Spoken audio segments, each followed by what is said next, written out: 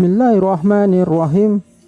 Dikisahkan dari Umar bin Khattab radhiyallahu anhu, suatu ketika beliau berkata bahwa para sahabat Nabi duduk di dekat Rasulullah sallallahu alaihi wasallam.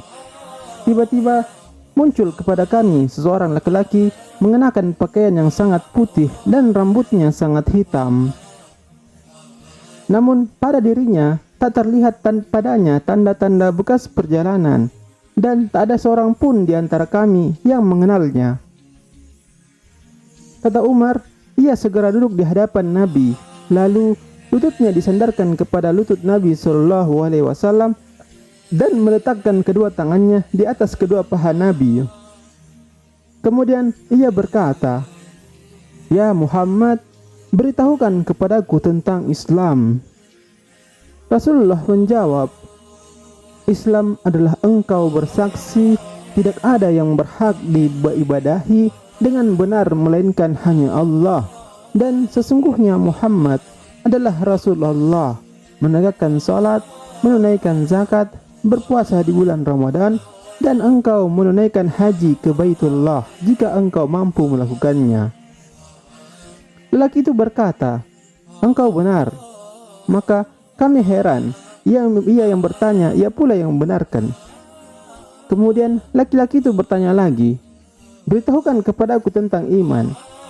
Nabi menjawab, "Iman adalah engkau beriman kepada Allah, malaikatnya, kitab-kitabnya, para rasulnya, hari akhir, dan beriman kepada takdir Allah yang baik dan yang buruk." Laki itu berkata, "Engkau benar." Laki-laki itu bertanya lagi, "Beritahukan kepadaku tentang ihsan." Rasulullah menjawab, "Ihsan adalah hendaklah engkau beribadah kepada Allah seakan-akan engkau melihatnya. Kalaupun engkau tidak melihatnya, sesungguhnya Allah Maha melihatmu." Laki itu berkata lagi, "Beritahukan kepadaku kapan terjadinya kiamat." Nabi menjawab, "Yang ditanya tidaklah lebih tahu daripada yang bertanya." Dia kemudian bertanya lagi, "Beritahukan kepadaku tentang tanda-tanda kiamat."